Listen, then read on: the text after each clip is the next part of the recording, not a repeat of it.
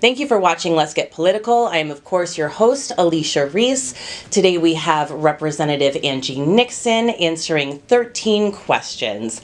Thank you for taking the time. Thanks for having me. Number one, who is your best friend at the Capitol? Oh, my best friend at the Capitol. Sometimes it depends on the day, but I would have to say it's Representative Felicia Robinson. She is from Miami Gardens.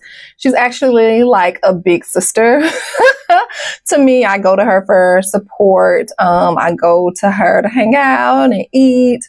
And, you know, we are just, yeah, she calms me down at times because I need calming here in the state capital of Florida often because they're pushing really bad bills that devastate our community. So she helps me out with it. Who is your best friend from across the aisle? My best acquaintance probably from across the aisle, I would probably have to say Representative Stark. She's from Osceola. She's a little spitfire. I appreciate her candor and how she asks questions, and you know. What do you do when you aren't in Tallahassee and when you are in Tallahassee but not at the Capitol? Oh, what do I do when I'm not in the Capitol and I'm here? I have some friends that I have worked with in regards to like my outside job. They live here, and so we hang out. Usually it's just to go eat because I don't really have time to like hang out. So we'll go eat and then I'll leave and go back to my room to read my bills or go to sleep. What's your favorite bill that you put forth last year? Yeah, okay. So my favorite bill that I put forth last year was my expanding voluntary pre-K. It would allow for the half a day that we currently have for free for 4-year-olds. It would expand it to a full day so that they aren't there just 3 or 4 hours. They're there for a full day. And I put that forth last year. I put it forth this year.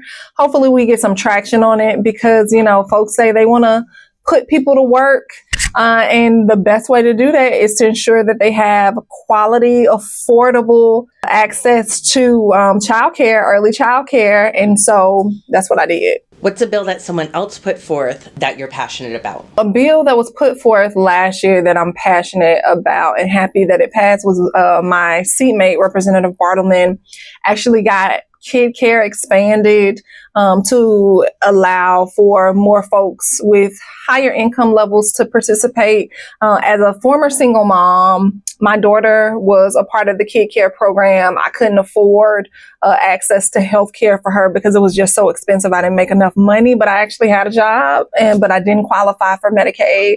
And so I did qualify for that program. And so I'm so happy that we were able to expand it on last year. Do you live in your district? Yes, I live in my district. That would be illegal if I did not.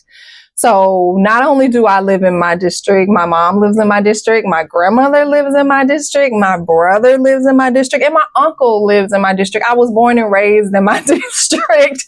I work in my district, and I am actually opening up a coffee shop and bookstore in my district as well. You're running for re-election. Sum up your campaign in one word. One word to sum up my campaign, I would say is resilient. If you win re-election, how do you realistically see Florida in the next 2 years? So if I win re-election, I would see Florida the same way I would see it if I decided not to run again. We are facing a critical moment where we have to stop fascism and stop this racist, anti-Black, anti-LGBTQ, anti-women, anti-trans, homophobic, xenophobic. Like, we got to stop all of that from happening. And so it is important for us to continue to organize, to build power, to continue to organize across different intersectionalities, right?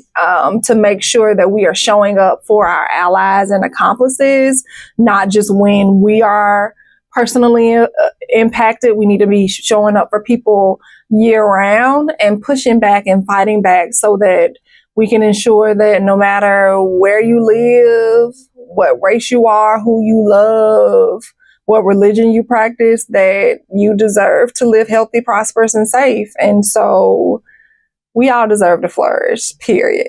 What's something about the Capitol that a lot of people don't know, a secret spot or a little known fact? The thing about the Capitol is in the basement of, for sure, the House building, they have a shower. So if you work out, like I try to attempt to do, or you take the stairs a lot and you get a little icky, you can go downstairs and take a shower, which is really dope. What's a misconception people have about your job? A misconception that folks have about this job is that we're going to pass all these laws and bills.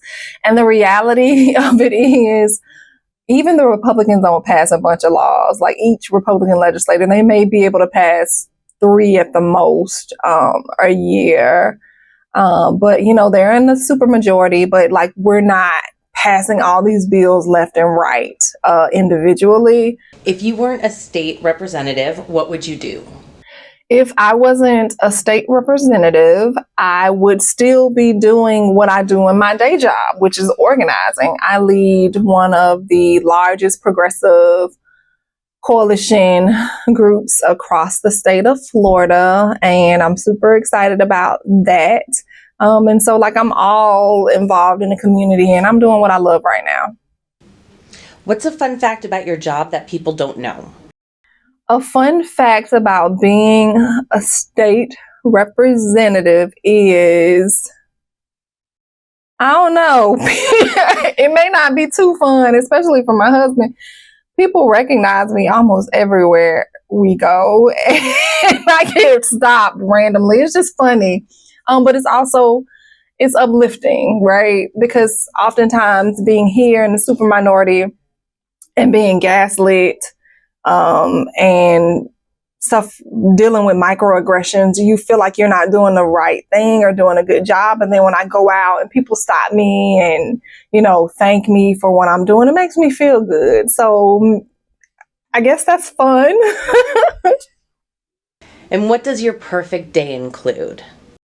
My perfect day includes getting to bed early before 9 o'clock, having a good lunch, and hanging out with my family.